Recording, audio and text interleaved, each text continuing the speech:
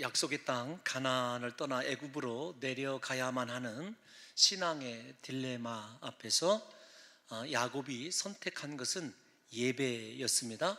그것도 그냥 예배의 처소가 아니라 그의 할아버지, 그의 아버지가 각기 하나님을 만나고 제단을 쌓았던 브엘세바로 향하여 그곳에서 역시 야곱은 하나님의 이름을 부르며 예배하게 되고 하나님을 만나게 되죠.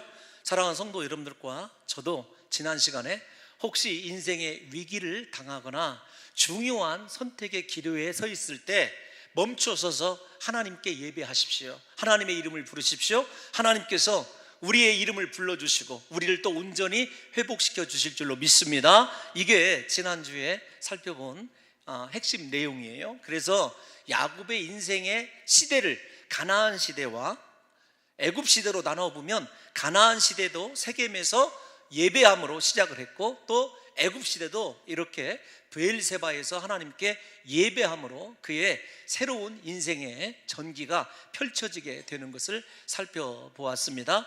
우리가 하나님 앞에 온 마음 다하여 예배하면 하나님은 우리에게 반드시 찾아와 주시고 하나님께서 야곱의 이름을 2번 부르심으로 야곱의 모든 것을 회복시켜 주신 것처럼 하나님이 우리를 알고 계십니다. 우리의 인격도 우리의 생각도 다 알고 계신 하나님께서 우리에게 있어야 될 것들, 필요한 것들 공급해 주십니다. 지금 야곱에게 있어야 될 것이 무엇이죠?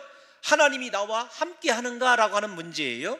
그래서 애굽으로 내가 내려가도 되는가라고 하는 문제와 과연 애굽으로 내려갔을 때 우리 자녀들, 우리 후손들은 어떻게 될까라고 하는 문제였죠. 그런데 이 두 문제에 대해서 하나님이 만나주시고 분명하게 약속을 해주셨습니다. 내가 너와 함께 애굽으로 갈 것이고 너의 자손들이 그곳에서 번성하리라. 그래서 야곱이 고민하는 모든 문제가 다 해결이 되어서 야곱은 바로가 보내준 수레를 타고 드디어 애굽으로 향하게 됩니다. 오늘 본문 짧은 3구절이지만 그토록 사랑하고 그리던 요셉을 만나게 되는 부자 상봉의 장면이 살펴지게 되죠. 그런데 사실은 제가 여러분들과 조금 건너뛴 부분이 있어요. 어떤 부분이냐면 야곱의 족보입니다. 그러니까 70명의 사람들이 애굽으로 건너가는데 그 70명의 이름을 하나님께서 꼬박꼬박 다 기록해 놓았어요. 오늘 그 70명의 이름을 기록해 놓은 이유, 그 다음에 요셉과의 상봉이 주는 영적인 의미가 우리에게 분명히 있을 터인데 그 의미를 살펴보기 전에 하나님께서 왜 굳이 이스라엘 백성들을 애굽으로 옮겨가야만 했었는가라고 하는 것, 그것도 왜 야곱의 시대에 그렇게 애굽으로 옮겨갔어야 하는가라고 하는 것을 여러분 광범위하게 좀 46장을 배경으로 한번 짚어가고 싶어요. 이 견해에 대해서, 그러니까 하나님께서 야곱 시대에 이스라엘을 애굽으로 옮겨간 것에 대해서는 2가지 견해가 팽팽하게 맞서고 있습니다만은 사실은 맞서는 것이 아니라 상호 보완적인 그런 관계로 해석이 되어지고 있어요. 어떤 것이냐 하면 하나님이 우리가 잘 아는 대로 아브라함과 이삭에게는요 절대로 가나안을 떠나지 못하게 하셨어요. 애굽에 하나님의 허락 없이 내려갔다가 큰 곤욕을 치른 아브라함을 생각해 보십시오. 이삭마저도 애굽에 내려가려고 하니까 하나님께서 이삭아 멈추어라, 절대로 애굽으로 내려가지 말아라, 하나님께서 경고하신 이유가 있었습니다. 여러분, 이 본문을 가지고 우리가 그것들을 다시 복잡하게 끌어낼 수는 없지만 단적으로 여러분들에게 답을 말씀을 드리면 왜 하나님이 아브라함 때 이삭 때는 가지 못하게 하고 야곱 때 애굽으로 가게 했냐면 하나님의 가나안 사랑 때문에 그렇습니다. 아모리 족속들을 하나님이 멸망시키기로 작정하셨지만 창세기 15장에 나오는 이야기입니다. 아브라함과 언약 사이에 나와요. 하나님께서 4대 만에 너희 후손이 이 땅으로 돌아올 것이지만 그때까지 아직 아모리 족속의 죄악이 관영하지 않았기 때문이다. 그러니까 아모리 족속의 죄악이 가득 찰 때 하나님께서, 그때가 언제냐면 400년 되는 때이고 그들을 멸하시기로 작정하셨어요. 그러함에도 불구하고 하나님께서 아브라함과 이삭을 가나안에 머무르게 함으로 말미암아 가나안, 그 멸망받아야 될 자들임에도 불구하고 그들로 하여금 하나님이 과연 누구이신지를 아브라함과 이삭을 통해서 보게 하셨다는데 여러분 우리가 초점을 맞춰야 됩니다. 그러니까 하나님의 멸망이, 가나안을 심판하시는 것이 근거 없는 심판이 아니라 하나님께서 왜 심판당해야 되는지를 이삭과 아브라함을 표대로 기준으로 세워주심으로 말미암아 그들의 삶을 가나안 심판의 근거로 제시했다는 거예요. 여러분, 우리의 삶이 이 땅을 살아가면서 세상의 심판에 대한 근거가 된다는 것입니다. 우리가 아브라함과 이삭처럼 하나님 앞에 온전한 예배자로 서게 되고 하나님과 1대1로 믿음의 관계를 잘 형성하게 되면 우리가 왔다 갔다 하는 그것 때문에 세상 사람들이 그리스도의 복음을 무시하지 못한다는 거예요. 여러분들이 이렇게 생각하면 목사님 너무 추상적인 것 같습니다 질문하실 수도 있지만, 아브라함을 통해서 그때 당시에 왕인 아비멜렉, 그리고 이삭을 통해서 그랄 왕이었던 아비멜렉이 다 하나님을 경험합니다. 여러분, 여기에서 그때 분명히 설명을 드렸습니다마는 아비멜렉 이 말은 여러분 이 가나안 왕들을 총칭하는 말이에요. 예를 들면 애굽에서 바로가 모든 왕들이 다 파라오로 불리우는 것과 동일한 거죠. 아브라함과 아비멜렉이 여러분 처음 조우하게 된 것은 사라 때문입니다. 아내 사라 때문에 그 사라의 미모를 보고 아비멜렉이 사라를 취하려다가 하나님께서 직접 누구를 찾아갔냐면 아비멜렉을 찾아갔어요. 그러니까 아비멜렉이 하나님께 항변을 합니다. 어찌 하나님께서 이렇게 정의로운 사람을 심판하실 수 있습니까? 하나님께서 그 사라를 손 못 닿게 하시면서 뭐라고 얘기하시냐면, 아브라함이 선지자다, 이가 너를 위해서 기도할 거다. 하나님과 아비멜렉이 충분히 대화하고 교제합니다. 누구 때문에? 아브라함 때문에. 중요한 건 하나님을 경험하고 만난 그 아비멜렉이 하나님 앞에 회개하고 돌아왔느냐 돌아오지 아니하였느냐의 문제예요. 이삭의 경우는 어떻습니까? 제가 시간이 없어서 이삭의 경우만 한번 읽어볼 거예요. 이삭도 그랄 왕 아비멜렉이 정말로 자기 민족보다도, 여러 민족들보다도 이삭이 더 강성해지고 파는 곳마다 우물을 얻게 되고 놀라운 축복을 받게 되니까 뭐라고 얘기하냐면, 우리 창세기 26장 28절을 다 같이 한번 읽어볼까요? 26장 28절 시작. 그들이 이르되 여호와께서 너와 함께 계심을 우리가 분명히 보았으므로, 아멘입니다. 하나님이 이삭과 함께 하심을 아비멜렉뿐만 아니라 그의 모든 이 뭐라고 할까요? 부하들이 다 쳐다봤어요. 신하들이 다 알고 있었어요. 두 눈으로 목도했습니다. 그럼에도 불구하고 그렇게 하나님이 두려워서 이삭과 계약까지 맺었음에도 불구하고 그들이 하나님께 회개하고 돌아오지 못했다는 것이 문제예요. 중요한 것은 어떤 것이냐면, 하나님께서 아무리 심판하시기로 작정한 여러분 가나안이지만 아브라함과 이삭을 그 시대의 영적인 어두움을 밝히는 하나님의 등불로 그곳에다 세워두셨다는 거예요. 우리가 잘 아는 대로 가나안 백성들 가운데서 하나님의 언약 안으로 들어온 사람은 다말이 유일합니다. 그거 잘 알고 있지 않습니까? 다말만 하나님의 언약을 확신하고 그 여자 과부만 하나님의 언약으로 기어이 들어오고 말았지 않습니까? 그 선한 축복을 받게 되었죠. 우리가 생각해야 될 것이 어떤 거냐면, 하나님이 아모리 족속을 위해서, 가나안 족속을 위해서 아브라함과 이삭을 놔둔 그 시간이 제한이 있었다는 거예요. 하나님께서 지금 이 본문의 첫 번째 견해가 어떤 것이냐면, 복음의 촛대를 가나안에서 애굽으로 옮겼다는 것이 신학자들의 일반적인 견해입니다. 동의합니다. 분명히 하나님의 은혜에는요 때가 있습니다. 요한계시록에도 보게 되면은요 하나님께서 이런 말을 하시지 않습니까? 첫 교회인 에베소에게 처음 사랑을 회복하라, 그렇지 않으면 내 촛대를 옮기리라. 여러분, 그 말씀은 우리에게도 유효합니다. 우리가 회개하고 하나님을 받아들이고 주의 은혜로 새롭게 회복이 되어지는 것, 무한정 하나님이 기다리시는 거 아닙니다. 그분의 사랑은 무한정이지만 그분 안에서 우리가 결단하고 돌아서야 되는 것은요 유한한 인생이기 때문에 반드시 여러분 정해진 시간이 있다라는 거예요. 우리가 돌아서지 아니하면, 우리가 하나님께 정말로 복음의 빚진 자답게 이 땅을 향하여 세상의 소금이 되고 빛이 되는 삶을 살지 못하면은요 하나님이 우리에게서 얼마든지 촛대를 옮겨갈 수 있다는 것입니다. 여러분, 그건 나라, 이 세대 기독교의 역사를 막론하고 하나님께서요 계속 지속적으로 복음의 촛대를 옮겨오시면서 그분의 복음을 확산하고 재생산해내셨어요. 우리도 마찬가지입니다. 다시 말씀을 드리지만, 사랑하는 성도 여러분들과 제가 하나님의 사랑을 분명히 확신한다면은 지금 이 순간, 지금이 중요해요. 지금 돌아서지 아니하면, 지금 하나님 붙들지 아니하면 지금 말씀으로 깨닫고 하나님 앞에 회개하지 아니하면요, 내일은 우리의 시간이 아닙니다. 제가 여러분들에게 장례식 때 늘 드리는 말씀이 어떤 거냐면, 우리 순우리말, 시간을 나타내는 우리말 중에 우리말이 아닌 것이 있습니다. 그게 내일입니다. 내일. 제가 장례식 때 꼭 그 예를 들거든요. 모레, 오늘, 글피, 어제, 다 그거 순우리말이에요. 그런데 내일은 말입니다, 올레자, 날일자, 한자예요. 우리말 가운데 내일을 지칭하는 시간이 없어요. 선조들의 지혜 때문에 그렇습니다.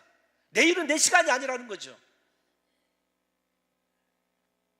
다음에 잘하면 되지. 다음에 내가 정말로 하나님께 충성하면 되지. 이후에 하나님 앞에 헌신하면 되지. 아닙니다.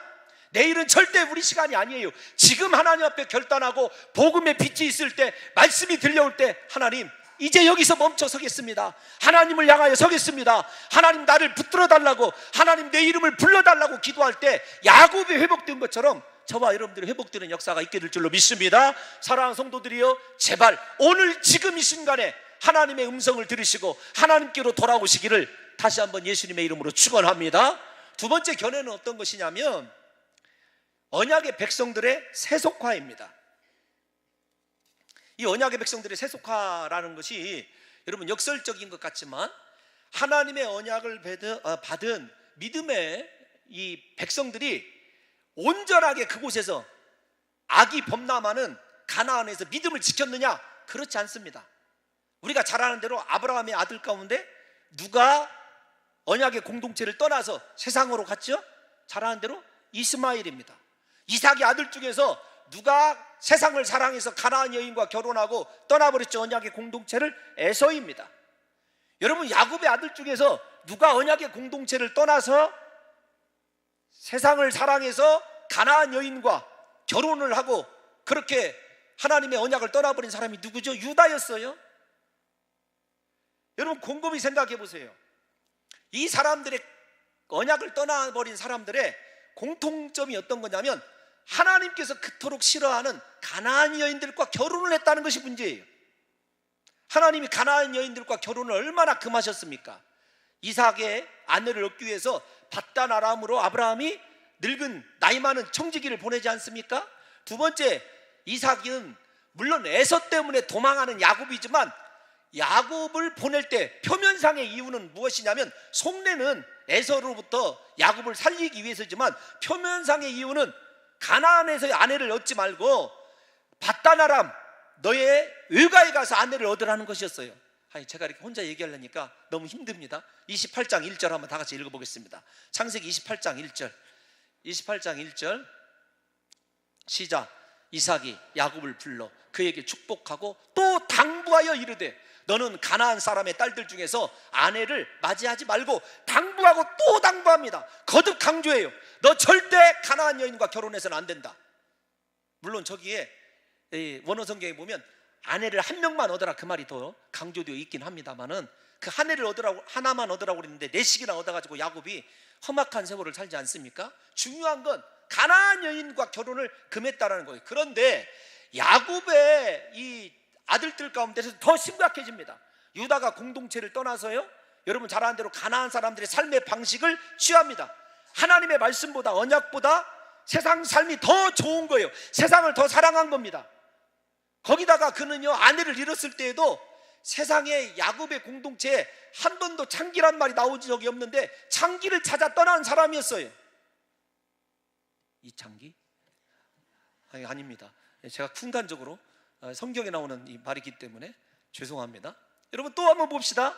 우리가 읽은 건너뛴 족보 가운데 중요한 또 사실이 단서가 잘 사로잡혀 있어요. 단서가 나와 있습니다. 우리 46장 10절 한번 보겠습니다. 시작. 시므온의 아들은 여무엘과 야민과 오핫과 야긴과 스왈과, 다시요, 가나안, 유다뿐이 아닙니다. 시므온에게서 중요한 건 두 가지 죄가 드러나는데 어떤 것이냐면, 물론 신학자들의 논쟁은 있습니다만은 시므온은요, 중첩을 했어요. 그러니까 앞에 나온 것은 정상적인 아내의 아들이고, 결혼하지 말라고 하는 가나안 여인이, 그건 잘 알고 있잖아요, 우리가 읽어서. 유다도 시므온도 가나안 여인과 결혼했어요. 근데 중요한 건 시므온에게서는요 두 번째 죄가 더 드러나는 것이 무엇이냐면 중첩이에요. 여러분, 중첩이 무엇인지 이해 못 하시는 분, 쉽게 얘기하면 마누라를, 여러분 저 말이 신학자들이 이런 견해로 옹호하는 사람도 있어요. 어떤 견해로 옹호하냐면 첫 번째 부인이 죽었기 때문에 들었을 거다. 그런데 첫 번째 부인이 죽고 정상적인, 여러분 이 아내로 맞이하게 되면 여인 이런 단어 안 씁니다. 아내라고 써요. 성경이 분명히 하갈도 첩이라고 분명한 아내라고 분명히 성경이 밝혀주거든요. 그러니까 창세기에 나오는 용어별로 해석을 해보면 중첩한 것이 거의 옳아요.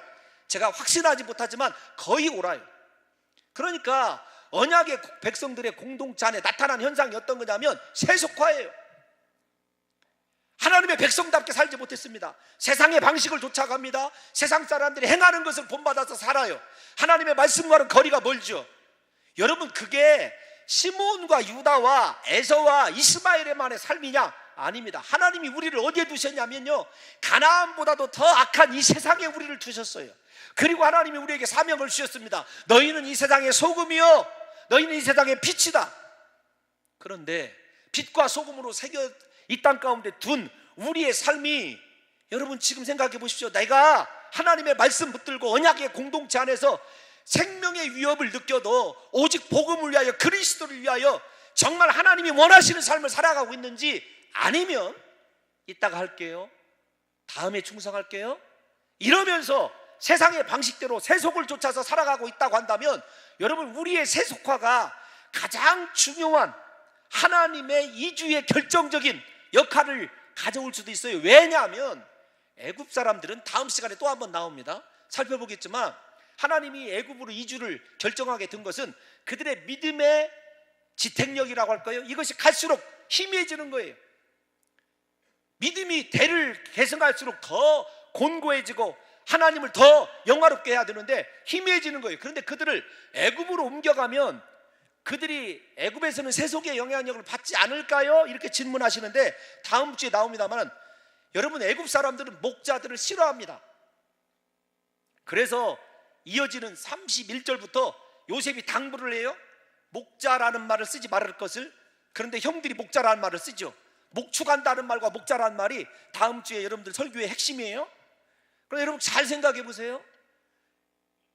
애굽 백성들은 목자들을 싫어한다는 말이 표면상 싫어하는 거고 부정하게 생각했습니다. 그러니까 이 부정한 사람들과 접촉하면 그들의 우상을 섬길 수가 없어요.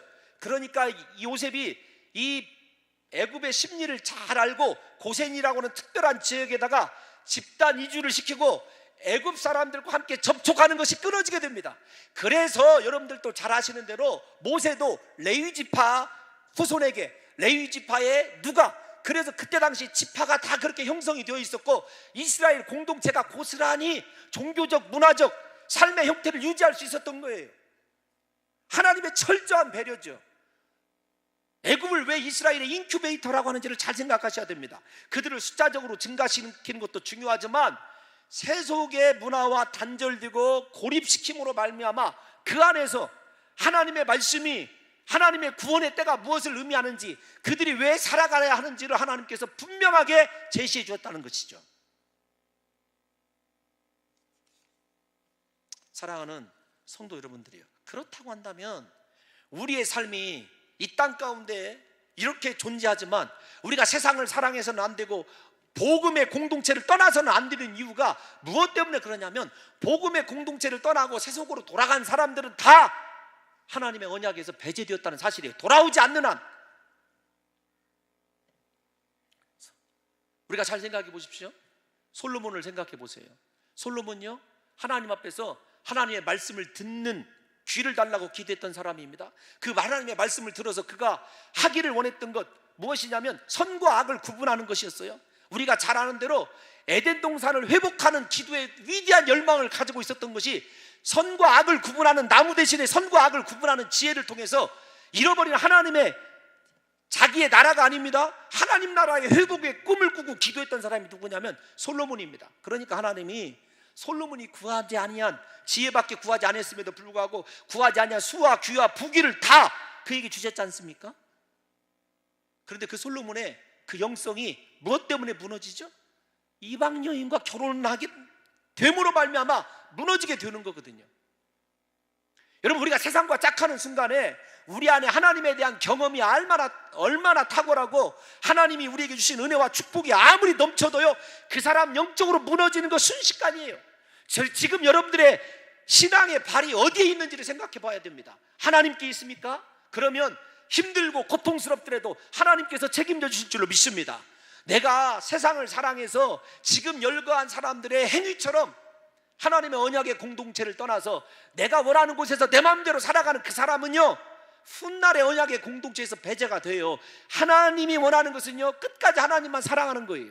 제가 이 말씀을 묵상하다가 이 데마라는 사람을 생각했어요. 바울이 로마의 차디찬 어둡고 음습한 감옥에서 하늘의 영광을 바라보면서 면류관을 다 바라보다가 그 고백 이후에 생각해낸 게 누구냐면 데마 아닙니까? 7절 8절 보게 되면 내가 선한 싸움을 마치고 나의 달려갈 길을 선한 싸움을 싸고 나의 달려갈 길을 마쳤으니 이제 우리는 나를 위하여 면류관이 예비되어 있으리라, 이렇게 영광스러운 얘기를 하다가 갑자기 10절에서 누구 얘기를 하냐면 데마 얘기를 해요. 데마.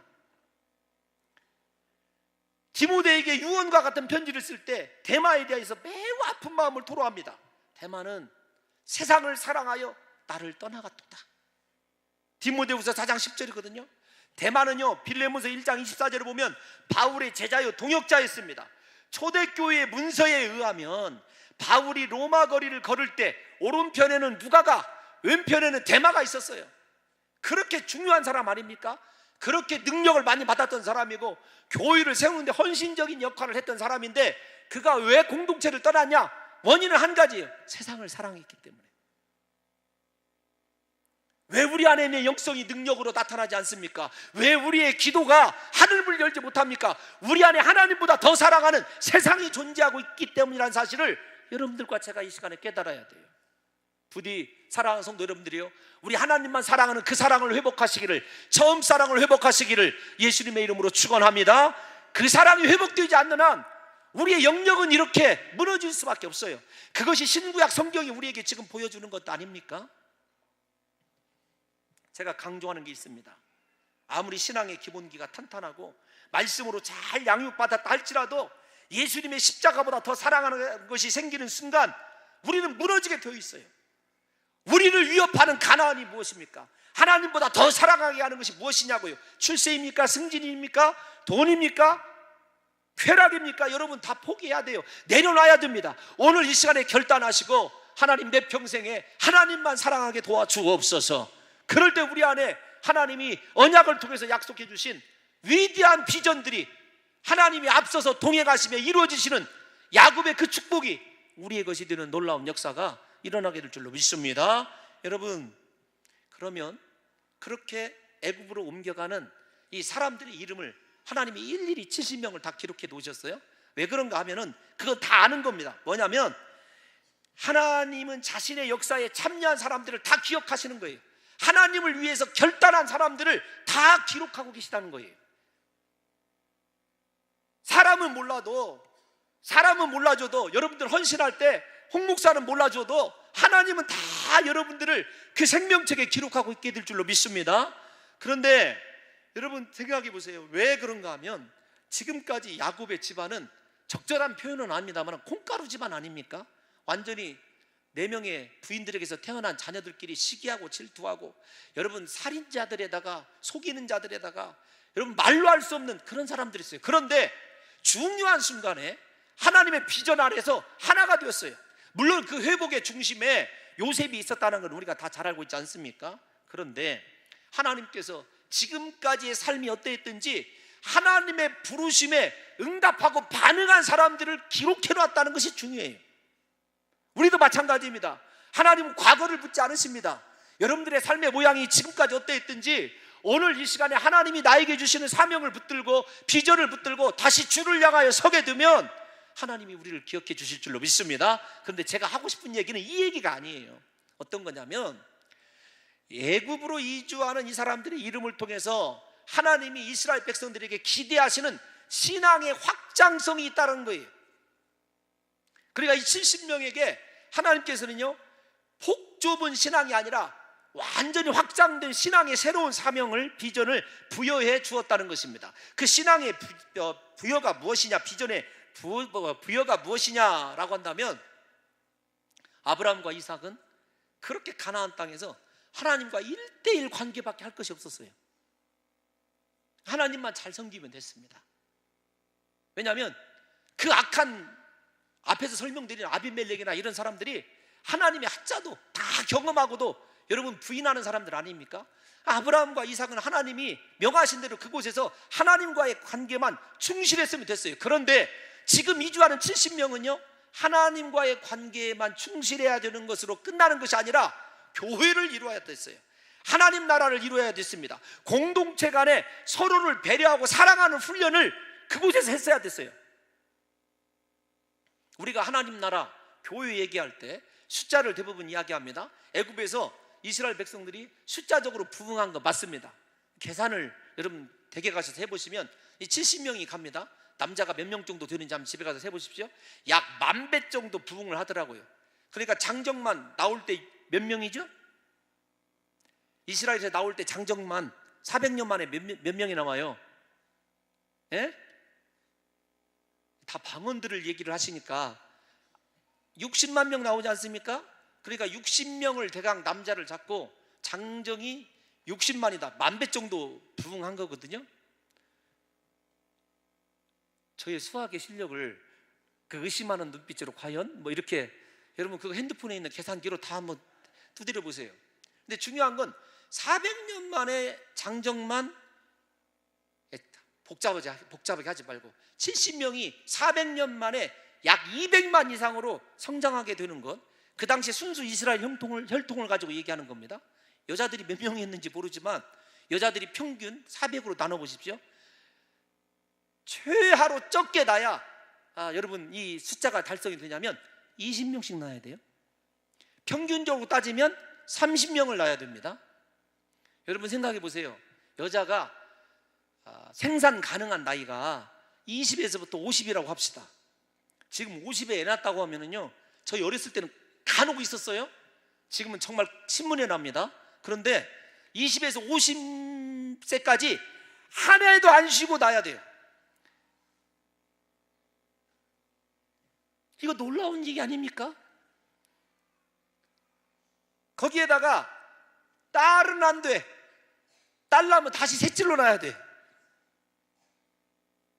그걸 한번 생각해 보세요. 엄청난 숫자적인 부흥이거든요. 그런데 중요한 게 있어요. 그렇게 200만이 됐다, 그것으로 하나님의 나라가 완성됐다, 하나님께 예배하는 신정국가가 이루어졌다, 성경은 그렇게 얘기하지 않아요.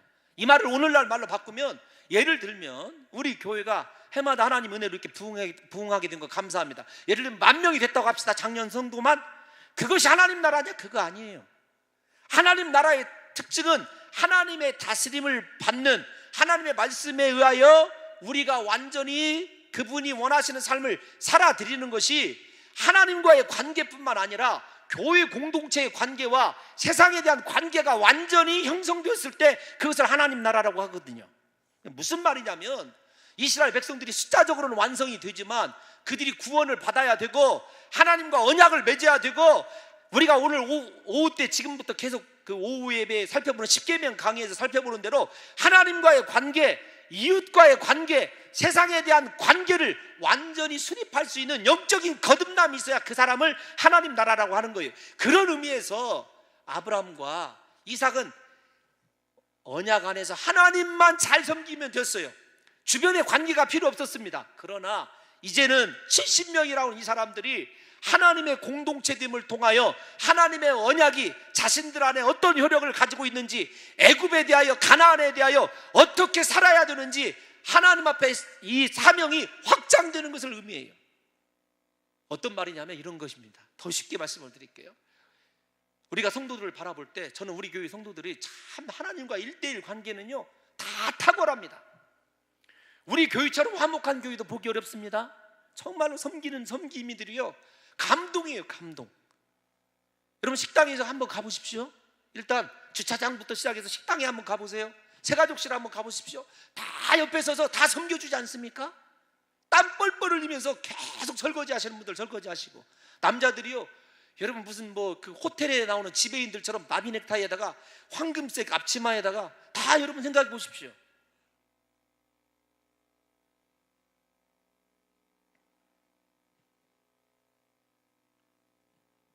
중요한 것은 우리가 이 관계, 성도와의 관계, 나 혼자 잘 믿는 것이 아니라 교제와 섬김을 통해서 하나님 나라를 세상 사람들에게 보여주지 않고 있다고 한다면 나는 아직도 가나안에 머무르는 여러분 축소되어 있는 협소한 신앙의 사람이라는 사실을 아셔야 됩니다. 그렇게 신앙생활 하는 것도 괜찮을 수도 있어요. 그런데 괜찮지 않습니다. 하나님 나라는요, 사람을 섬기고 사랑하고 사람의 모임인 교회를 통해서 하나님의 복음이, 하나님의 사랑이 무엇인지를 다른 이들에게 감동으로 보여줘야 돼요. 하나님을 감동시켰습니까? 그러면 옆에 있는 성도를 감동시켜야 되고, 하나님을 감동시켰습니까? 믿지 않는 내 남편을 감동시켜야 되고, 하나님을 감동시켰습니까? 여러분 직장에서 믿지 않는 상사, 믿지 않는 동료에게 감동을 줘야 돼요. 그 사람이 교회이고 그 사람이 하나님 나라이고, 그 훈련을 위해서 이스라엘 백성들이 애굽으로 그렇게 옮겨가게 된 거죠. 만약에 신앙의 확장성이 이루어지지 않으면은요, 하나님께 제대로 된 응답의 부르심 받지 못하면은요, 우리의 노예 기간이 길어질 수밖에 없다는 사실을 여러분들이 이해하셔야 됩니다. 사랑하는 성도 여러분들이요, 오늘부터 하나님과의 관계도 성공하실 뿐만 아니라 교회라고 하는 새로운 관계 형성을 통하여 모든 사람들에게 하나님 나라를 보여줄 수 있는 축복의 통로가 되시사, 여러분들이 봉동중앙교회라고 하는 예수 그리스도의 제자라고 하는 그 모든 제자됨의 삶을 세상에 믿지 않는 자들에게까지도 다 보여줄 수 있는 확장된 새로운 사명을 가지는 귀한 성도들이 되시기를 예수님의 이름으로 축원합니다. 여러분, 요셉과 야곱의 만남, 얼마나 이 눈물 나는 만남입니까? 참 자녀들과 여러분이 군대 보낼 때도 우리 부모님들 경험하셨잖아요. 조금 헤어지는 것 때문에도 슬픈데 여러분 22년 만에 지금 만나는 거예요. 그런데 야곱이, 야, 이제 내가 네 얼굴을 봤으니까 죽어도 조카도다, 그게 육적인 관점에서 아니라는 것을 지금 두 번째 얘기하는 거예요. 야곱은 요셉을 만남으로 이스라엘의 12지파가 온전히 회복된 것 때문에 만족한 거예요. 아, 하나님의 언약대로 이루어졌구나. 지난날에 내가 하나님을 신뢰하지 못하고 예배의 자리를 떠나서 그냥 상심하며 살았던 세월이 얼마나 어리석었는지 반성도 포함이 되어 있어요. 그러니까 첫 번째, 하나님 나라가 이루어지는 과정에 중요한 건 뭐냐면 온전한 회복이에요. 이 회복이라는 단어를 잊어서는 안 됩니다. 저도 가장 좀 좋아하는 단어가 어떤 단어냐면 회복이에요. 아, 하나님, 드디어 야곱이, 요셉이 살아있음으로 말미암아 하나님께서 말씀하신 이스라엘의 12지파가 완전히 회복이 되는군요. 야곱이 그것 때문에 만족을 하는 거예요. 두 번째, 야곱이 족하다고 하는 이유는 무엇 때문이냐면 자식들의 변화에 있어요. 그러니까 하나님 나라는 특징이 뭐냐면 회복과 변화입니다. 내가 하나님 나라의 백성이라면요, 하나님 앞에 거룩한 예배자로 하나님이 원하시는 곳에 있어야 된다는 것과 더불어서 중요한 건 내가 얼마나 변화되느냐예요. 다시 말씀드리지만 하나님은 과거에 집중하시는 분이 아닙니다. 가장 큰 변화가 지금 누구에게 일어났죠? 지금 야곱이 요셉에게, 여러분, 요셉이 자기 수레를 갖추고 와요. 그 말은 어떤 것이냐면 오늘날로 얘기하면 총리가 퍼레이드를 벌리고 오는 거예요. 그러니까 어떻게 얘기해야 될까요? 지금 리무진을 타고 이렇게 뭐라고 할까요? 이렇게 수행원들을 거느리고 이렇게 쭉 오는 거예요. 그 수레를 타고 올 때 요셉을 누구에게 마중 나가라고 하냐면 유다에게 마중 나가라고 봐요. 가정의 질서상 유다가 아니라 누가 돼야 되냐면 르우벤이어야 돼요. 르우벤. 말씀드렸지만 그 가정에 육적인 장자의 질서가 깨지고 영적인 장자의 질서로 가정에, 여러분, 이 질서가 재편이 되어버렸어요. 유다가 실질적인 이제 장자가 되는 거예요. 그래서 유다가 그런 나중에 축복을 받게 되고 메시아의 조상이 되게 되고 그에게서 다윗이 나오게 되는 거거든요. 중요한 건 뭐냐면 유다의 과거를 생각해 보세요. 며느리 다말과도 그랬던 사람 아닙니까? 그런데 하나님이 그 유다를 들어서 쓰시는 걸 보세요. 저는 유다가 제 희망이에요. 희망. 제 소망을 갖는 근거가 유다입니다. 여러분들과 제가 이 시간에 아셔야 될 것이 어떤 것이냐면 내 삶이 있어야 될 자리에, 여러분, 무슨 말씀을 드리냐면 아무리 요셉이 애굽의 총리로 있다 할지라도 이스라엘하고는 12지파 공동체의 회복의 일원으로 존재하지 않는 한 요셉의 존재 가치는 하나님 나라에서 무용지물이에요. 이 말을 쉽게 말씀드리면 내 삶이 아무리 세상에서 인정받고 잘나가는 대통령이 되고 권세 있는 사람이 된다 할지라도 하나님이 원하시는 자리에 하나님의 민족적 이루시기를 원하는 공동체의 일원이 아니라면 그 사람 의미 없는 인생을 살고 있는 거예요. 두 번째, 변화에 대해서 얘기하고 있지 않습니까? 유다를 보십시오. 저와 여러분들이 예수 믿는 증거가 무엇이냐면 변화여야 돼요. 변화. 야곱이 지금 죽어도 만족하도다. 그것은 무엇이냐면 하나님 나라가 예언대로 완성이 되었는데 회복과 변화가 자기 자식들에게 있는 거예요. 그것 때문에 그는 이제 죽어도 사명 다 했기 때문에 족한 거죠.